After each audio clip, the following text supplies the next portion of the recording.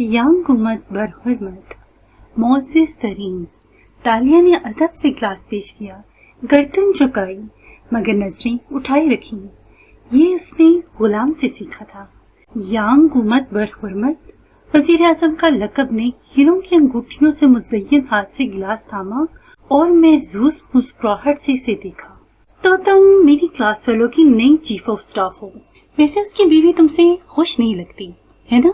वो जानती थी कि सोफिया इसके और फातिह के दरमियान किसी ताल्लुक की तरफ इशारा कर रही थी और ऐसे इल्जामात में अक्लमंद लोग दिफा नहीं करते।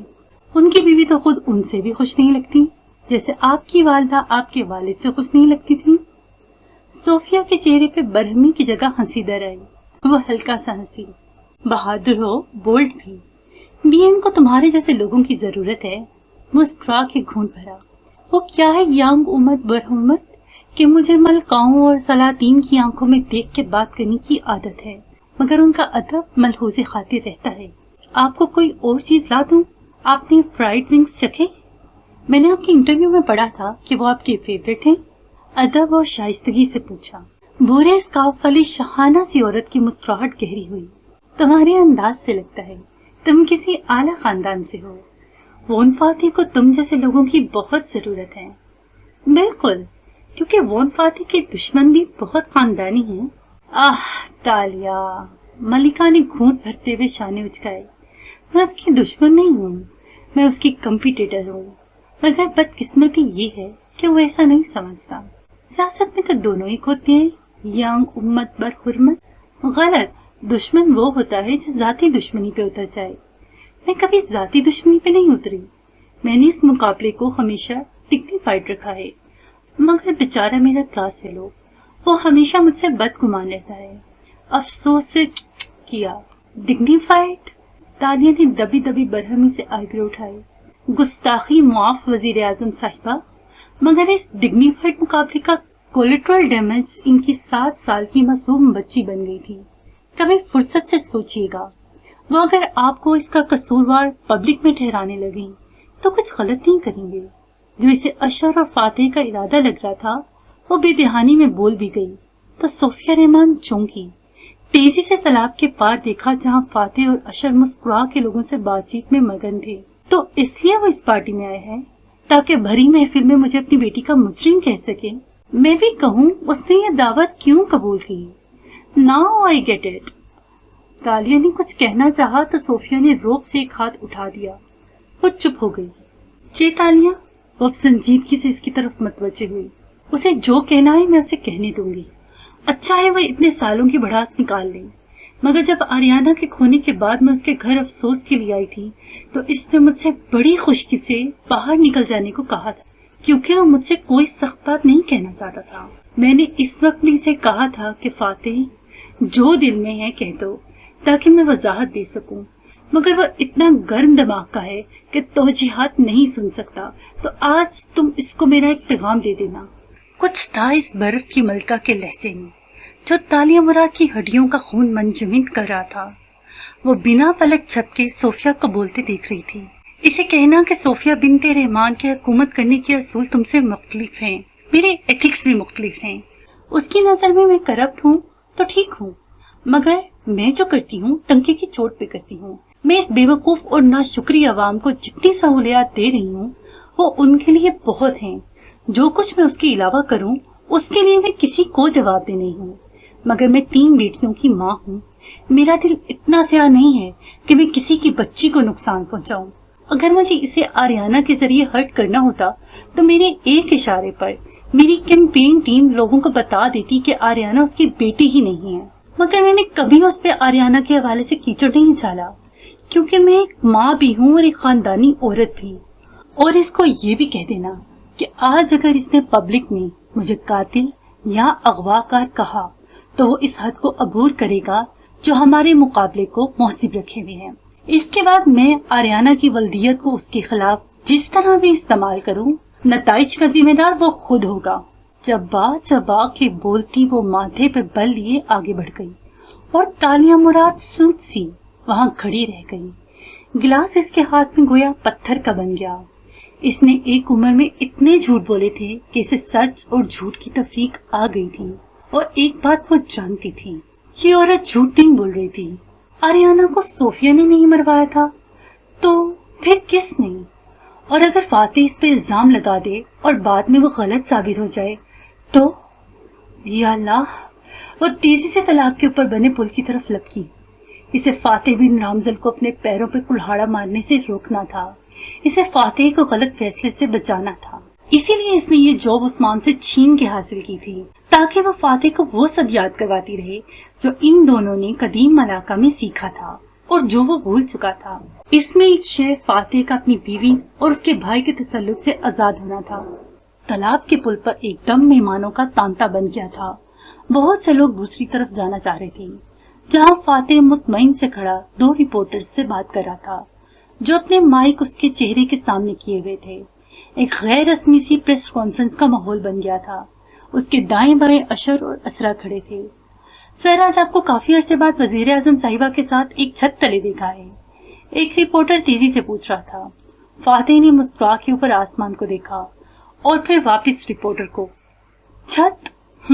سیریسلی؟ ہجوم میں کہا سنائی دیا تھا۔ چلیں، ایک ہی لون کے اوپر دیکھا جا رہا ہے آپ دونوں کو۔ کیا آپ کے درمیان مفاہمت کی کوئی امید ہے؟ پل پہ لوگ سست روئی سے آگے بڑھے تھے، مگر وہ کسی کو دھکا نہیں دے سکتی تھی، بس تیزی سے ایکسکیوز می کہتی رستہ بنا رہی تھی۔ کوئی اسے آگے نہیں جانے دے رہا تھا۔ ایسے لگتا تھا سارے راستے بند ہو گئے ہوں، ایسے لگتا تھا وہ قدیم ملاقہ میں ہو اور غلام فاتح کی بولی سن باؤ جیت رہا ہو، اور وہ بے بسی سے ہاتھوں میں زنجیریں پہنے غلام کو آزاد کرنے کے لیے تڑپ رہی ہو۔ رش تھا کہ چھٹتا ہی نہیں تھا۔ فاتح نے سنجیدگی سے آئیبرو اٹھائی۔ اس خاتون کے ساتھ مفاہمت جن کی وجہ سے وہ سانس لینے کو رکا۔ تالیاں لوگوں کو ادھر ادھر ہٹاتی تیزی سے آگے آئی۔ وہ سامنے ہی ہجوم میں گھرا کھڑا تھا۔ تالیاں نے بے چینی سے اسے دیکھ کے نفی میں اشارہ کیا۔ پلیز نہیں، بنا آواز کے لب ہلائے۔ لمحے بھر کو اسے لگا کہ فاتح اس کو دیکھ رہا ہے، مگر نہیں۔ کیمروں کی فلیش لائٹس کی چکا چوند نے اسے تالیہ کا منت بھرا چہرہ نہیں دیکھنے دیا تھا۔ اس خاتون کے ساتھ مفاہمت جن کی وجہ سے میری بیٹی مجھ سے چھین گئی، جنہوں نے مجھے اپنے اتحاد میں شامل نہ ہونے کی صورت میں سنگین نتائج کی دھمکی سرے عام دی تھی۔ مفاہمت میں کچھ لو اور دو ہوتا ہے جناب۔ صوفیہ رحمان مجھے کیا دے سکتی ہیں؟ کیا وہ مجھے میری بیٹی واپس کر سکتی ہیں؟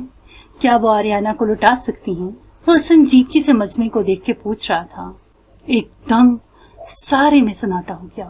تبھی سرگوشیاں پہلی دفعہ پکار بنی تھی۔ اتنے سال بعد پہلی دفعہ وون فاتح نے صوفیہ رحمان کو اپنی بیٹی کا مجرم کہا تھا۔ لوگ دم سادے کھڑے تھے۔ تالیہ بھی اپنی جگہ پہ نڈھال سے رک گئی، پھر مڑ کے طلاق کے پار دیکھا۔ وہاں صوفیہ رحمان اجلت میں محفل چھوڑ کے جا رہی تھی۔ اس کے مصائب اس کے ساتھ تھے۔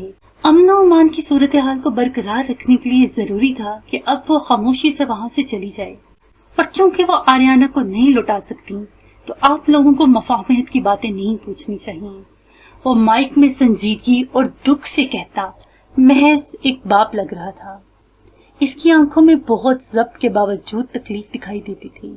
کتنے ہی لوگوں نے دل پہ ہاتھ رکھ لیے تھے۔ اتنے سال جو شخص اپنی بیٹی کے مجرموں کو نامزد کرنے کے بجائے خاموش رہا، آج اس نے خاموشی توڑ دی تھی۔ بہت سی گردنیں مڑی اور وہاں سے نکلتی صوفیہ رحمان کو گلہ آمیز اور غصیلی نظروں سے دیکھا گیا۔ ملامت، چبھن اور حقارت بھری نظروں نے وزیر اعظم کا دور تک پیچھا کیا تھا۔ صوفیہ نے باہر جاتے ہوئے اپنے چیف آف سٹاف سے سرگوشی کی۔ فاتح کا ملازم درست کہہ رہا تھا، یہ کوئی عام لڑکی نہیں ہے، اس کی کھوج لگاؤ۔ وون فاتح کو گرانے کے لیے یہی لڑکی کافی ہوگی۔ واپسی پہ اشر ڈرائیو کر رہا تھا اور وہ خاموشی سے آگے بیٹھی تھی۔ فاتح اور اسرا پچھلی سیٹ پہ براجمان تھے اور دونوں مطمئن سے اس پریس بریفنگ کو ڈسکس کر رہے تھے۔ بالآخر ہم نے اپنی خاموشی کو توڑ دیا اور صوفیہ رحمان کو بے نقاب کر دیا۔ تھینک یو فاتح۔ اسرا ممنون تھی، جیسے ماں کے دل کو ٹھنڈک پہنچی ہو۔ ہاں، کبھی نہ کبھی تو اس سے حساب لینا تھا، آج صحیح۔ وہ بھی بالکل مطمئن تھا، کہہ کے کھڑکی سے باہر دیکھنے لگا۔ کار میں خاموشی چھا گئی۔ تالیہ نے ایک نظر بیک ویو مرر میں دکھائی دیتے میاں بیوی کو دیکھا۔ کتنا بورنگ کپل تھا۔ یہ ان کی فیملی کے لیے ایک بڑا موقع تھا جب وہ اپنی دانست میں اپنی بیٹی کا بدلہ لینے جا رہے تھے، مگر اس کے بعد بھی ये दोनों एक दूसरे से कितने बेनियाज थे। आज आप वजीर आजम साहिबा से क्या कह रही थी तालिया? अशर ने ड्राइव करते हुए महसूस अंदाज में पूछा।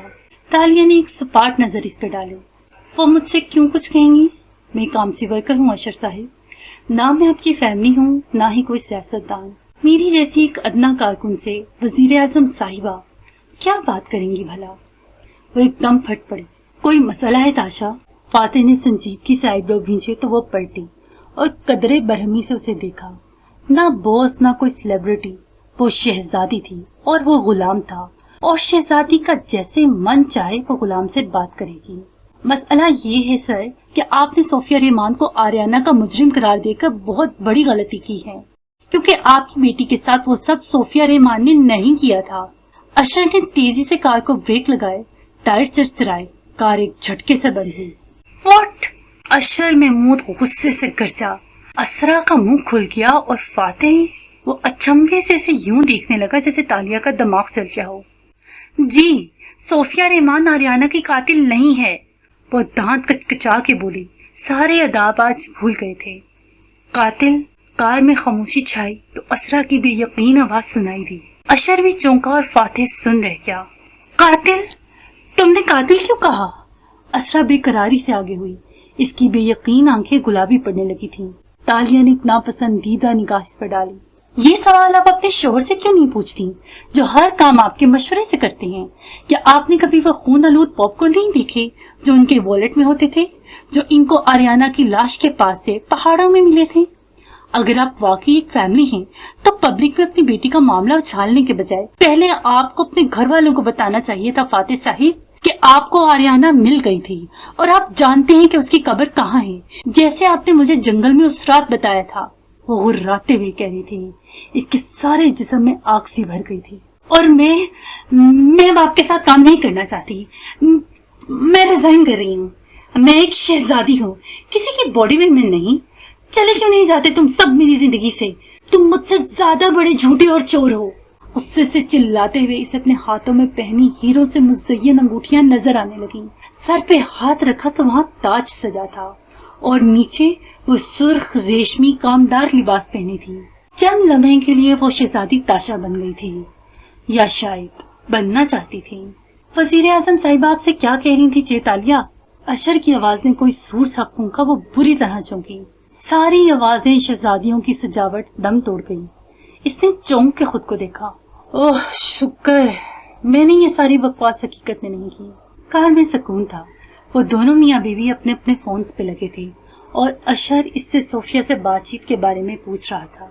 तालिया ने गहरी सांस ली और सर झटका। कुछ खास नहीं, बस बारिशा नेशनल के मर्दों पे तबसरा करी थी। सच ए बोरिंग प्रिटी विमेन। स्टॉप आ गया तो वो लोग खोलने लगी।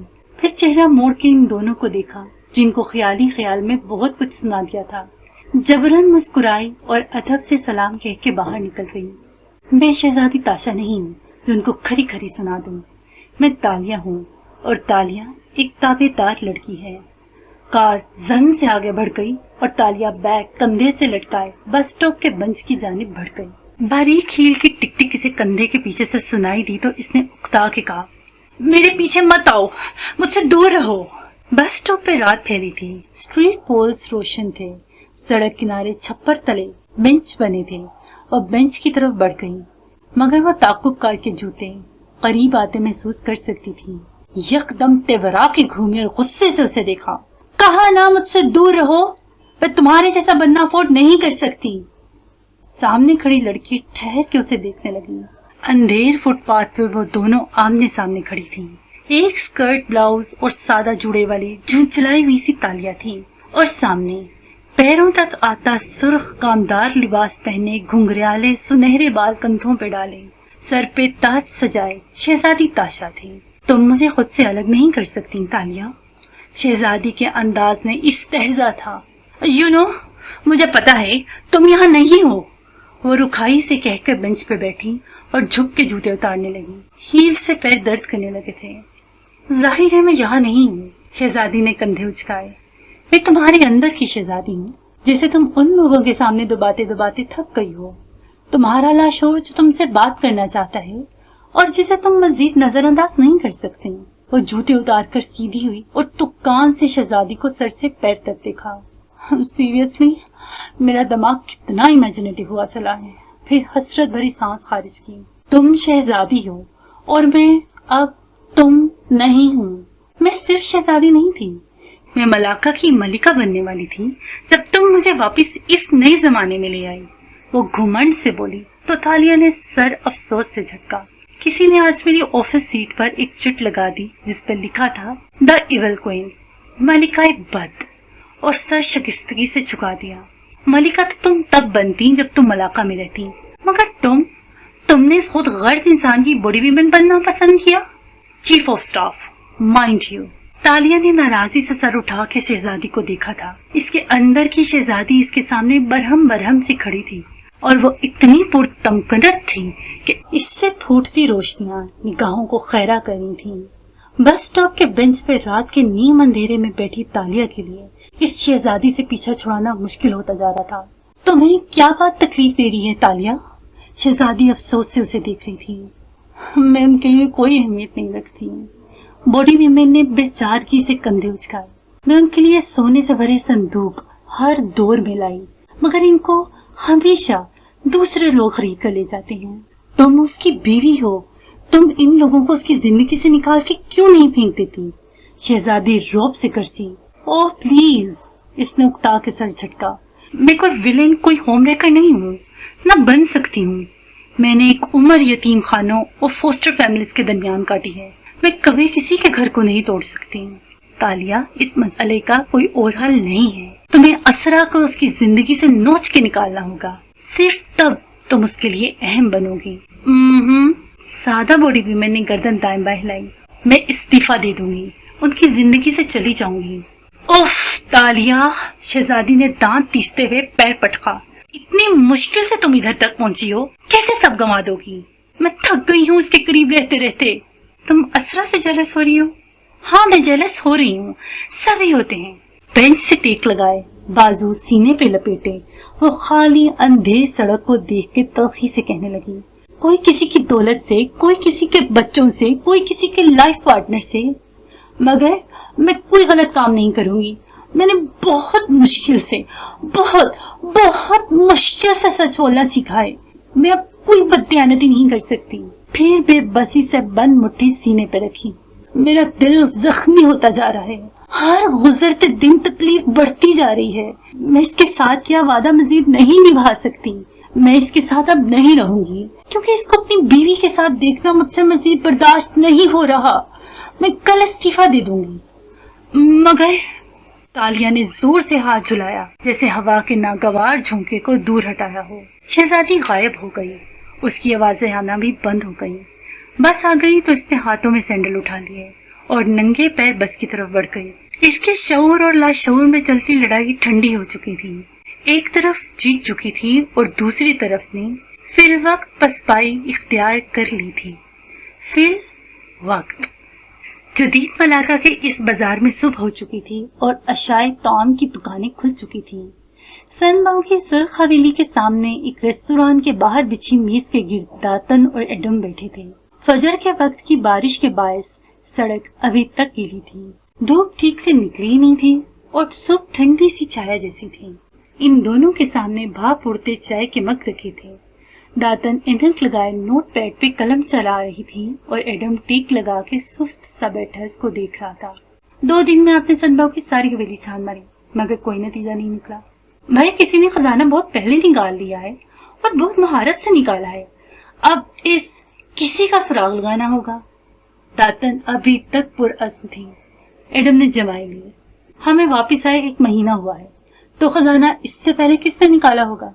ओफ एडम, तुमने कभी जिंदगी में कुछ पढ़ा लिखा नहीं है, सिवाय तुम्हारी उस बंगार आया मलाइयों की, जो मुझे यकीन है तुमने पैसे दे के किसी से लिखवाई होगी। ऐनक के ऊपर से घूरते हुए बोली तो एडम ने मुट्ठियां सख्ती से भींच ली और जबरन मुस्कुराया।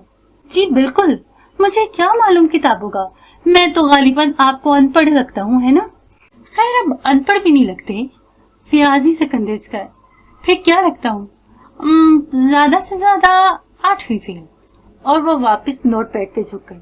एडम ने बहुत सारा गुस्सा अंदर उतारा और तहम्मुल से पूछा, फहरिस्त मुकम्मल हो गई हमारे खजाने की? ए लड़के, अगर इस खजाने को मैंने ढूंढ लिया तो इसमें मेरा हिस्सा भी होगा। आपने ढूंढ लिया तो फिर हमें तो वैसे ही कुछ नहीं मिलना। वो मग उठाते हुए बुड़बुड़ाया, 100 शयातीन मरे होंगे तो इन खतून ने जन्म लिया होगा। मुझे पता है तुम इस वक्त दिल ही दिल में मुझे शयातीन से तशबीह दे रहे होगे। वो कागज पे झुके बुड़बुड़ाई तो एडम ने मासूमी शक्ल बना के पूछा, आपके ख्याल में सिर्फ शयातीन से? और पलकें झपकाई। दातन ने स्याह आंखें उठा के उसे घूरा, फिर जवाब किसी और वक्त के लिए संभाल के नोटपैड सामने किया। ये देखो, फहरिस्त मुकम्मल है या कुछ और रह गया है? एडम ने मग रखा और नोटपैड उठा के तमाम चीजें गिनने लगा। इसका हाफिजा बेहतरीन था, इसे एक एक शय याद थी। शरीफा के खतूत रह गए, मैंने शुरू में ही इसका नाम लिया था, शायद आपने सुना नहीं क्योंकि आप इस वक्त अपनी तारीफों में मसरूफ थी। साथ ही वो कागज पर आखिरी शय का नाम लिखने लगा। शरीफा कौन? शरीफा बिन्त जाबिर, हमारी कनीज थी महल में। फिर रुका। टेक्निकली चेतालिया और इनके विलन बाप की कनीज थी। मैं तो हर सपली में वहां गया था।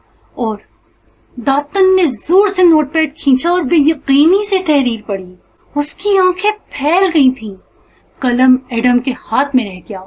वो हवन्नकों की तरह उसे देखने लगा। डोंट टेल मी, शरीफा बिन्ते जाबर के खतूत? दातन का चेहरा सुर्ख होने लगा। वो 5 खतूत जो उसने फौज के बागी जर्नैल को लिखे थे? उफ एडम, उफ! इसने माथे को छुआ। हाँ, मगर आपको कैसे मालूम? इसका मुंह खुल गया। दातन ने जोर से सफा पैड से अलग किया और उसके 4 टुकड़े किए। फिर बसी भरे गुस्से से उसे देखा।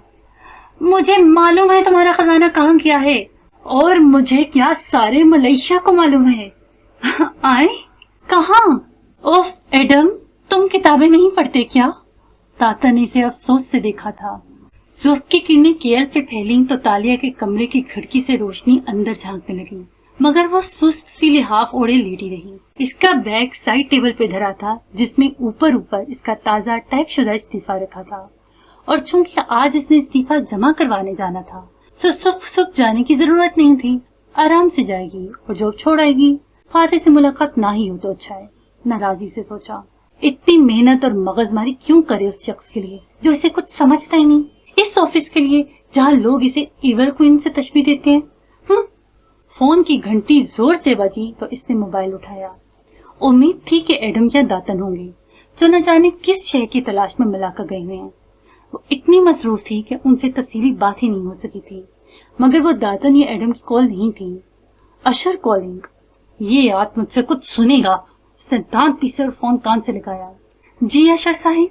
वो जवाब में बरहमी से शुरू हो गया। क्या आपने ईमान बिन्ते मूसा नाम की लड़की को फायर किया था? जी, मगर तमाम कानूनी तकाजे पूरे करके फायर किया था। डोंट वरी, कोई हमें सू नहीं करेगा। और आपने इसे क्यों निकाला? क्योंकि मेरे पास ठोस वजूहात थी अशर साहिब। वह सख्त बेजार हुई। और सबसे बड़ी वजह क्या थी? एकदम इसके अंदर कल शाम से भरी फ्रस्ट्रेशन उबल उबल के बाहर छलकने लगी। क्योंकि कदीम मलाका में जब शहजादियां तख्त संभालती थीं, तो किसी दरबारी की गर्दन जरूर कलम करवाती थीं, ताकि सारे शहर को मालूम हो जाए कि नया बॉस कौन है। जब बात के बोली, तो फिर आपके लिए बुरी खबर ये है चेतालिया कि ये कदीम मलाका नहीं है। जानती हैं इन दोनों जमानों में क्या फर्क है? आप बता दें। वो बेजारी से उठ बैठी थी। कदीम मलाका में, वो चब्बाक के बोला, ट्विटर नहीं था। तालिया की सारी तलखी और कोफ्त उड़न छू हो गई। एकदम से वो सीधी हुई। ईमान मूसा ने क्या किया है? कोई ट्वीट? बात अब ट्वीट से आगे निकल चुकी है। ऑफिस आए, हम इस वक्त आपकी वजह से क्राइसिस में हैं, क्योंकि ये कदीम मलाका नहीं है जहाँ गर्दन उड़ाने पे दरबारी चुपचाप मर जाते थे। यहाँ लोग ट्वीट कर देते हैं। कॉल मुनकती हुई तो तालिया ने बेचैनी से मोबाइल नीचे किया और ट्विटर खोला। ईमान मूसा की ट्वीट सामने थी, और वो ट्वीट वो लर्जा खेज थी। या अल्लाह! वो लिहाफ फेंकती तेजी से बिस्तर से उतरे। एडम बिन मोहम्मद सनबव की हवेली के सहन में बेचैनी से टहल रहा था। जब बैरूनी दरवाजे पे आहट हुई, वह तेजी से उसकी तरफ लपकने लगा, फिर रुका, अपने जज्बात पे काबू पाया और चेहरे पे मसनूई गुस्सा तारी करके वहीं खड़ा इंतजार करने लगा। घूरती नजरें राहदारी पे जमी थीं, जहां से दातन चलती आ रही थी। مجھے خزانے کے سسپینس میں ڈال کے اب 2 گھنٹے کے لیے کہاں غائب ہو گئی تھی؟ ناراضی سے بولا تو وہ جو ایک بھاری بھرکم کتاب اٹھائی چلی آ رہی تھی کندھے اچکا کے برآمدے میں آ رکی 1 گھنٹے 37 منٹ کے لیے۔ تم تو حساب کتاب میں بھی برے ہو۔ ناک سکوڑ کے ہوں کیا اور آتش دان کے ساتھ میز پر وہ کتاب رکھی۔ میں تمہارے خزانے کو ڈھونڈنے گئی تھی۔ کیسے؟ اس نے چھمبے سے اس کتاب کو دیکھتے ہوئے ہاتھ پہلوؤں میں گرا دیا۔ کیونکہ جب تمہارا یہ انٹرنیٹ ایجاد نہیں ہوا تھا تب ساری تحقیق ان کے ذریعے ہی کی جاتی تھی۔ اس نے گہرے سانس لیتے ہوئے کرسی کھینچی اور بیٹھی۔ وہ تیزی سے ساتھ والی کرسی پہ بیٹھا اور کوہنیاں میز پہ جما لی۔ سن باؤ کی حویلی کی سرخ دیواریں، سنسان کنواں اور ویران صحن، برآمدے کے کونے میں میز کے گرد بیٹھے 2 نفوس کو خاموشی سے دیکھنے لگے۔ تم نے وہ خزانہ پچھلے ماہ نہیں چھپایا تھا؟ داتن بند کتاب پر ہاتھ رکھے سمجھانے والے انداز میں کہنے لگی۔ تم نے وہ 15ویں صدی میں واپس جا کے چھپایا تھا۔ بہت شکریہ، آپ نے بتا دیا، ورنہ مجھے تو علم ہی نہیں تھا۔ اور تمہارے اس کو چھپانے کے بعد وہ اس کی بات انسنی کیے کہہ رہی تھی۔ اس حویلی پہ وقت گزرتا رہا۔ سن رہے ہو؟ تم تو ایک پلک جھپکنے میں جادو کے ذریعے تالیہ اور فاتح کے ساتھ واپس آ گئے، مگر یہاں وقت لمحہ لمحہ کر کے 600 سال میں گزرا، 557 سال، اور ان 600 سالوں میں ملاقہ پہ مختلف حکمران قابض ہوئے۔ آخری صدیوں میں انگریز ایسے آ کے قابض ہوئے جیسے تم تالیہ کے گھر ایسٹ انڈیا کمپنی بنے گھسے رہتے ہو۔ پھر 1957 میں ہم نے انگریز سے آزادی حاصل کی، اور اس دوران کسی کو معلوم نہ تھا کہ یہ سن باؤ وونگلی کا گھر تھا۔ وہ چونکا، ہاں، یہ کیسے معلوم ہوا تھا کہ یہ سن باؤ کا گھر ہے؟ یہ تب معلوم ہوا جب 1940 میں 2 انگریز فوجی افسران کو اس گھر کے سہ میں کھدائی کر کے خزانہ ملا، جس میں سن باؤ کی چیزوں کے علاوہ ملاقہ سلطنت کی اہم یادگاریں بھی تھیں۔ اس نے کتاب کا ایک صفحہ درمیان سے کھولا اور اسے تحریر دکھائی۔ ان انگریزوں نے کچھ چیزیں امانت داری سے اپنے سرکار کے حوالے کر دی، جس نے انہیں مختلف میوزیمز میں بھیج دیا۔ کچھ چیزیں ان دونوں نے چھپا لی، جن کو بعد میں رازداری سے بیچا گیا ہوگا۔ یوں وہ تمام چیزیں آج بھی ایشیا اور یورپ کے مختلف عجائب گھروں اور پرائیویٹ کلیکٹرز کی ملکیت میں ہیں۔ اور شریفہ بنت جابر کے خطوط، وہ 9ویں کلاس کی ملے گرابر میں خطوط نویسی کے کورس میں پڑھائے جاتے ہیں ایڈم، مگر تم چونکہ 8ویں فیل ہو تو تمہیں کیسے معلوم ہوگا؟ داتن نے کتاب بند کی اور سادگی سے پلکیں جھپکا کے پوچھا تو ایڈم نے زور سے میز پر ہاتھ مارا۔ Damn it! مجھے پہلے ہی شک تھا کہ میں نے اس کنیز کا نام کہیں سنا ہے۔ اتنے پرانے خطوط مجھے کہاں یاد ہونے تھے، مگر نام ذہن میں اٹک گیا تھا۔ پھر اس نے بے بسی بھرے غصے سے بالوں میں ہاتھ پھیرا۔ یعنی وہ خزانہ جو ہم نے پچھلے ماہ دبایا تھا وہ 80 سال پہلے ہی تو انگریز نکال چکے تھے؟ بالکل، یہ ایسٹ انڈیا کمپنی اور اس کے موجودہ دور کے جانشین سر سے پیر تک ایڈم کو دکھا ہوتے ہی بدنیت ہیں۔ خیر، وہ خزانہ 50 سال گزرنے پہ ویسے ہی ہماری ملکیت نہیں رہا تھا، اس لیے ایڈم نے گہری سانس لے کر لہجے کو سرسری بنایا، ہم اس کو ڈھونڈ بھی لیتے تو حکومت کے حوالے ہی کرنا تھا۔ ہاں ہاں، انگور نہ ملیں تو کھٹے ہی ہوتے ہیں۔ ایڈم کے تو سر پہ لگی تلووں پہ بجھی۔ آپ ایک تو ہر ایک کو بدنیت نہ سمجھا کریں، میں کچھ چور نہیں ہوں جو چیتالیہ کی کسی چیز پر نظر رکھے ہوئے ہوں، میں صرف ان کے ساتھ بولتے بولتے اٹکا رہنا چاہتا ہوں۔ آہستہ سے فکرہ مکمل کیا، نظریں چرا لیں۔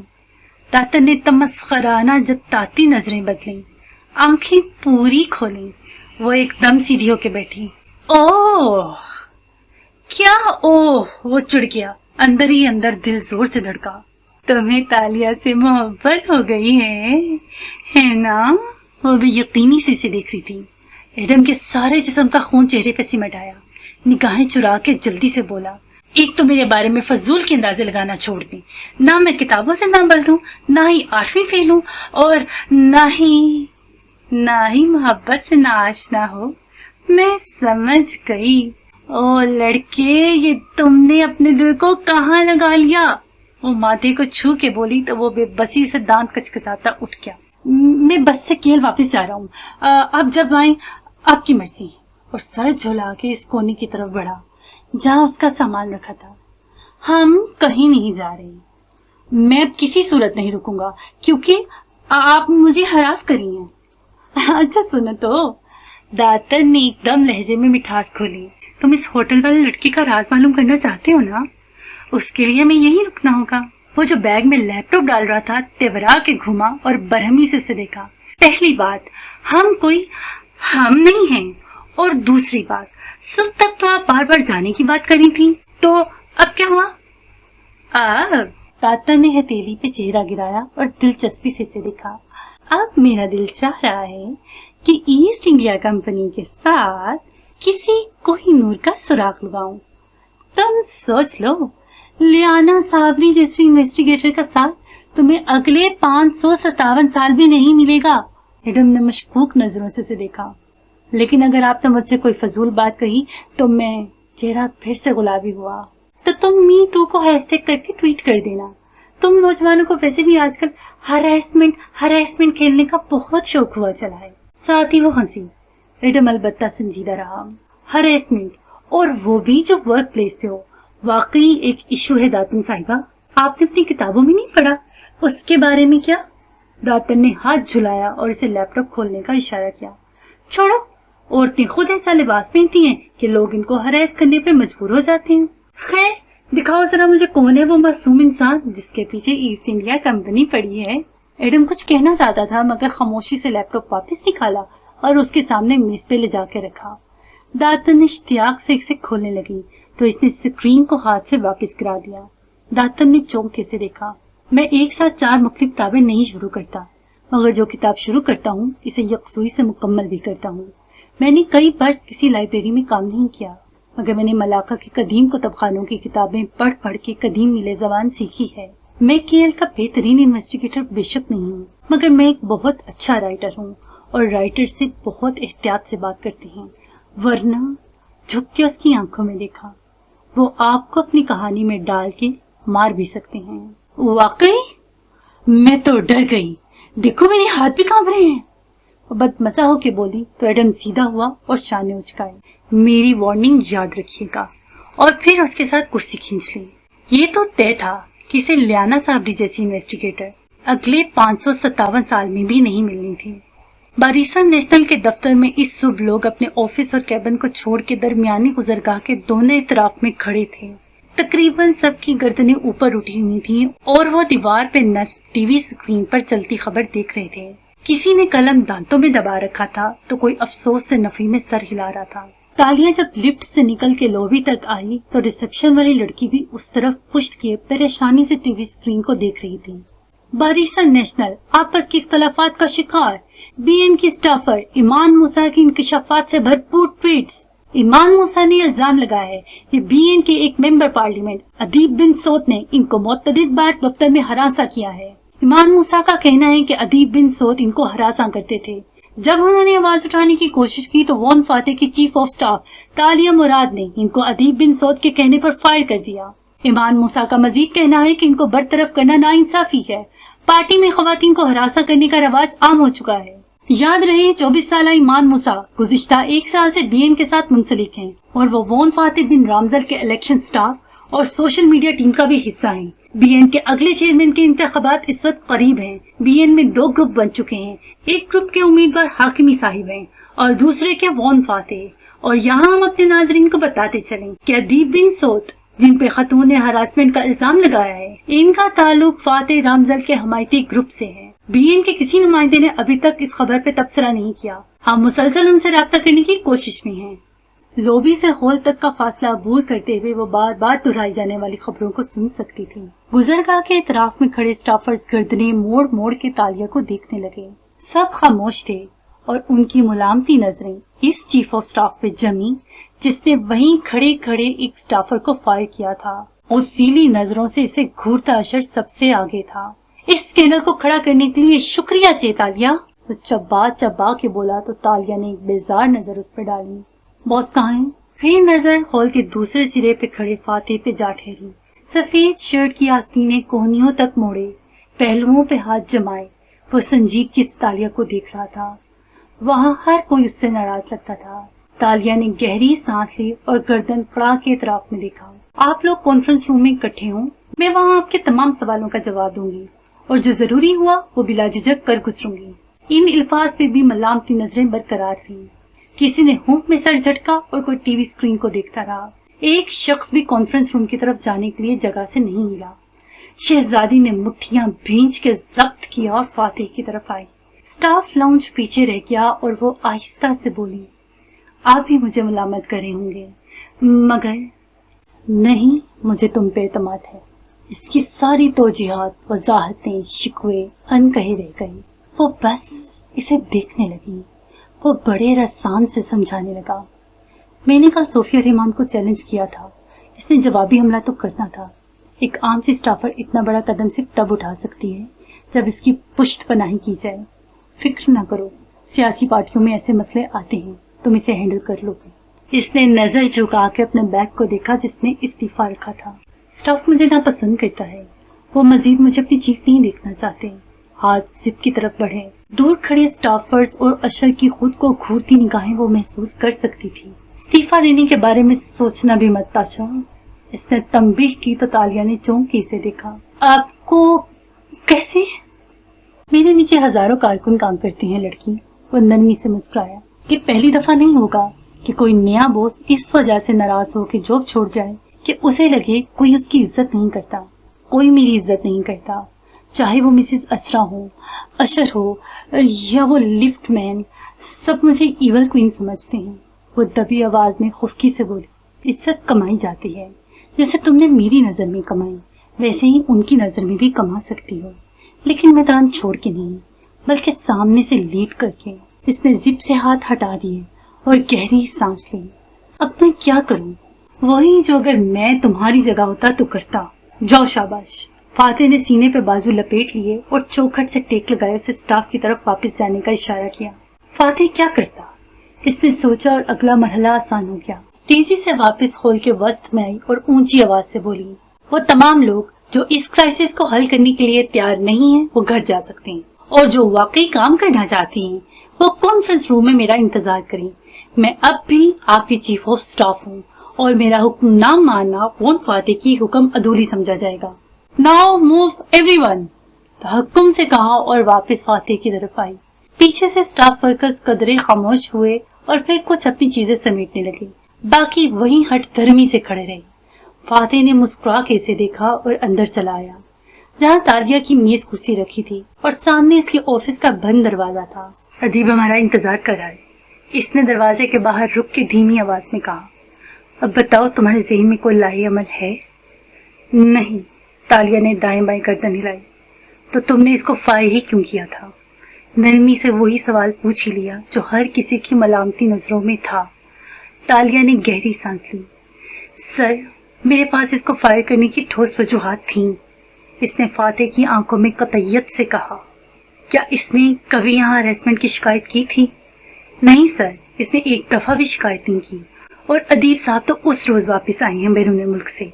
इनका तो डिपार्टमेंट और ऑफिस ही अलग है। अदीब बहुत मोजिज आदमी है और इसकी बीवी बच्चे इस बात से बहुत डिस्टर्ब हुए हैं। वो अंदर मौजूद है, मगर इससे बात करने से पहले वो रुक के तंबीह कर रहा था। तुम याद रखना कि इसका एक बच्चा हार्ट पेशेंट है और वह इसी के इलाज के लिए बैरून मुल्क था। हमें किसी भी तरह इस खबर से इसकी खराब होती साख को बचाना है ताकि इसकी फैमिली पे असर ना पड़े। ऐसी ही बातों की वजह से असरा जैसी बीवियां अपने शोहरों को इलेक्शन नहीं लड़ने देती। आखिर में फातिह ने अफसोस से सर झटका। जब इसकी अपनी वीडियो लीक हुई थी तो वो डिस्टर्ब हुआ था क्योंकि मामला इसका अपना था, लेकिन आज पार्टी क्राइसिस में थी और तालिया देख सकती थी कि वो खुद को बिल्कुल ठंडा और मुतमईन रखे हुए था, एक लीडर की तरह, ताकि उसे देख के दूसरे हौसला पकड़े, और तालिया को भी हौसला मिला था। सर, मैंने इससे बड़े क्राइसिस देखे हैं, अब मैं इसको हैंडल कर लूंगी। मैं नहीं, हम। इसने आईब्रो उठा के यकीन दिलाया तो एकदम गुज़िश्ता शाम की सारी तलखी ज़ाहिर होने लगी। इसने सोचा भी कैसे था कि वो उससे अलग हो सकती थी। अदीब बिन सौद सामने कुर्सी पे बैठा बार बार कलाई की घड़ी देख रहा था। उम्र 50 के लगभग होगी और अच्छा खासा खुश शक्ल मर्द था। दुबले चेहरे और दराज कद का हामिल अदीब परेशान नहीं, अलबत्ता मुतासिफ जरूर लगता था। फातिह को आते देख के खड़ा हुआ, तालिया को उकब में देखा तो सर की खम से इशारतन सलाम किया। कोट शायद अपने ऑफिस में उतार दिया था और इस वक्त वो स्याह पैंट और सफेद शर्ट के साथ टाई में मलबूस था। वो चंद दिनों में ही देख चुकी थी कि वो खासा रख रखाव और नर्म अंदाज वाला आदमी था। कोई मुझे बताएगा ये क्या हो रहा है? इसने अफसोस से फातिह से पूछा। अदीब, ये मेरी चीफ ऑफ स्टाफ है ताशा। वो रुका। तालिया। फातिह ने अपनी पावर सीट संभालते हुए उसकी तरफ इशारा किया तो उसने अदीब के साथ वाली कुर्सी खींची। अब फातिह मेज के एक जानिब बैठा था और वो दोनों दूसरी जानिब। तालिया बैठते ही बताने लगी, अदीब साहिब, ईमान को मैंने बरहक बरतरफ किया था, मगर कल हमने फातिह को एक नजर देखा, सोफिया रहमान पर जाती हमला किया है, तो ये उनका जवाब है। जाहिर है मैं ये समझता हूँ, मगर मेरा नाम क्यों लिया उसने? वो परेशान से ज्यादा हैरान था। मैं इस लड़की के पूरे नाम से भी वाकिफ नहीं हूँ, ना मेरी उससे कोई बातचीत है। मेरा बच्चा बीमार है, मैं तो पिछले कई माह से इस ऑफिस में भी कम आता हूँ और मुझे नहीं मालूम है किस हरासमेंट की बात करी है। आप मेरा जेब में हाथ डाल के कोई फोन निकाला और मेज पे रखा।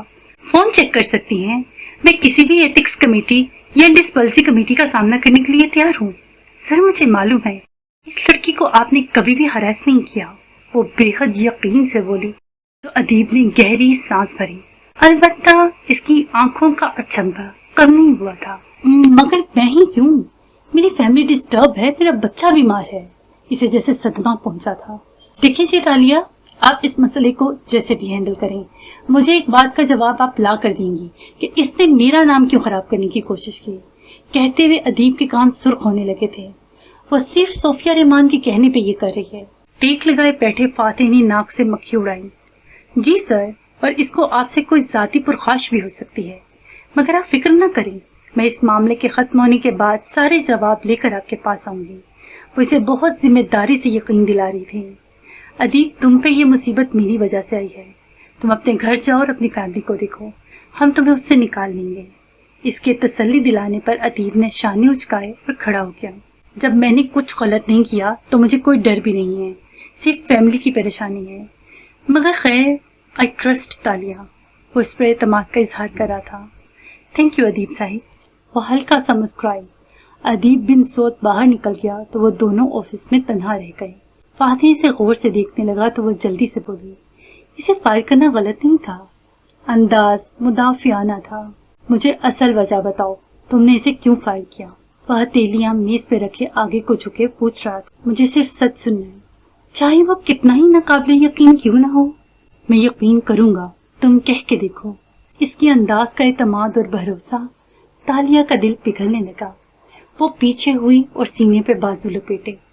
पहली वजह तो ये थी कि इसका रवैया नॉन प्रोफेशनल था, और दूसरी वजह सुन के आपको लगेगा मैं कोई कहानी घड़ रही हूँ, या मुझे ऐसा क्यों लगेगा? तुम्हारी कही कोई बात कभी झूठ साबित नहीं हुई। हम इस फाइल के इशू से आगे बढ़ चुके हैं ताशा। वो इसे देख के रह गई, बिना पलक झपके, आंखें उस पर जम गई। तो आपको मैं सच्ची लगती हूँ? जाहिर है, वो पूरी दयानतदारी से कह रहा था। तालिया के गले में आंसुओं का फंदा लगने लगा, मगर इसने कोशिश की कि पानी को आंखों तक न आने दे।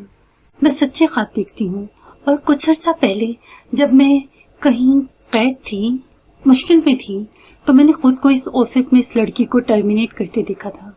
सीरियसली, तुम्हें सच्चे ख्वाब दिखाई देते हैं? वो हैरान हुआ था। आपको यकीन नहीं आया?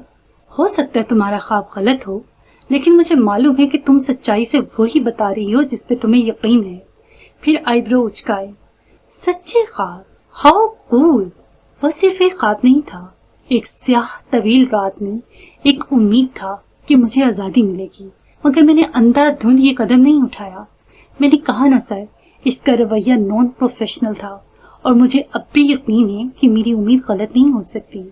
इस टर्मिनेशन का इख्तिताम किसी बहुत अच्छी चीज पे होगा। बहरहाल इसको फायर करने की वजह जो भी हो, जो हो गया सो हो गया। तुम्हें अब इस मसले को खुद हल करना होगा। मैं बड़ी बाहिम्मत लड़की हूँ सर, मैं हार नहीं मान रही, लेकिन मैं कैसे कुछ करूं जबकि स्टाफ मुझे पसंद नहीं करता, ना अब कोई मेरी बात मानेगा। वो तल्ख हुई। तो बात मनवाओ, जैसे लीडर्स मनवाते हैं। कैसे मनवाते हैं? वो चंद लम्हे खामोशी से इसे देखता रहा। सामने कुर्सी पे बैठी तालिया कुछ खफा, कुछ परेशान नजर आती थी। तुम्हें मालूम है, बास कबाइल में जब कोई लीडर किसी मसले के हल के लिए अमायरीन को इकट्ठा करता है, तो वो एक दायरे में इन लोगों को बिठाता है, और एक दायरा जहाँ सब बराबर होते हैं। अच्छा लीडर सबको उनके फर्स्ट नेम से पुकार के उनकी राय मांगता है, पर सबके खामोश होने के बाद बोलता है। उसकी बात आखिरी और हतमी होती है। اس نے شرٹ کی آستینیں کھولی اور کف کے بٹن بند کیے. اگر تمہیں لیڈر بننا ہے تو جا کے سب کو ایک گول میز کے گرد بٹھاؤ اور ان کے آئیڈیاز سنو. آخری شخص کو سننے تک تمہارے ذہن میں پلان بھی آ چکا ہوگا. پھر تمہیں کوئی ایڈوائس، کوئی رہنمائی چاہیے ہو تو تم میرے پاس آ سکتی ہو، مگر اس مسئلے کو تمہیں خود حل کرنا ہوگا. میں بھی پارلیمنٹ جا رہا ہوں. وہ اب کوٹ اٹھاتے ہوئے ہر شے اس کے سپرد کر رہا تھا. تالیہ کا دل بری طرح دھڑکا، مگر بظاہر اس نے چہرے کو پرسکون رکھا. میں سنبھال لوں گی سر. گڈ. اور یاد رکھو، میز کے پیچھے سے نکلتے ہوئے اس نے آخری تنبیہ کی، لیڈر وہ نہیں ہوتا جس کی تدبیریں اعلیٰ اور دماغ چلاک ہوتا ہے. لیڈر وہ ہوتا ہے جو پریشر برداشت کر سکے اور گھبراہٹ پہ قابو پائے. یس سر. وہ جلدی سے اٹھی اور باہر نکل آئی. کچھ دیر بعد وہ کانفرنس روم کی بیضی میز کے ایک سرے پہ بیٹھی تھی اور خاموشی سے سب کچھ سن رہی تھی. تمام کرسیاں بھری تھیں اور کچھ لوگ کرسیوں کے پیچھے کھڑے تھے. کبھی وہ باری باری بولتے اور کبھی ایک ساتھ رائے دینے لگتے. آپ نے اسے فائر کیا اور یہ سارا مسئلہ کھڑا ہوا. ایمان کو بلا وجہ فائر نہ کیا جاتا تو اس حد تک نہ جاتی. اب تو ہر کسی کو اپنی نوکری کا ڈر لگ گیا ہے، اور ہو سکتا ہے کہ اسے واقعی ہراس کیا جا رہا ہو سکتا ہے وہ سچ بول رہی ہو. ایک اینک والی لڑکی نے ہچکچاتے ہوئے سوال کیا تو سب گردنیں موڑ کے اسے دیکھنے لگے. آوازیں بلند ہوئی. ادیب صاحب ایسے بالکل نہیں ہیں. ادیب صاحب تو اس کو ٹھیک سے جانتے بھی نہیں ہیں. دروازہ کھلا اور تیوڑیاں چڑھائے اشر اندر داخل ہوا. چونکہ اس وقت بہت سے کارکن بول رہے تھے تو وہ خاموشی سے کھڑکی کے ساتھ تالیہ کی سیٹ میں جا کھڑا ہوا اور ہاتھ جیبوں میں ڈالے ضبط سے جیسے اپنی باری کا انتظار کرنے لگا. تالیہ ایک دم باتیں روک کر اسے دیکھنے لگی. جی میم. میری سیٹ پہ کسی نے ایک پرچی لگائی تھی جس پہ ایول کوئن لکھا تھا. لکھنے والا یا ایک تیکھی نظر اینک والی لڑکی پہ ڈالی جس نے نظریں فوراً چکا لی تھیں. یا لکھنے والی اس عمل کی ذمہ داری قبول کرنا چاہے گی؟ اس نے پرچی پرس سے نکال کے ان کو دکھائی. اشر نے بیزاری سے سر جھٹکا. کانفرنس ہال میں ایک دم سناٹا چھا گیا.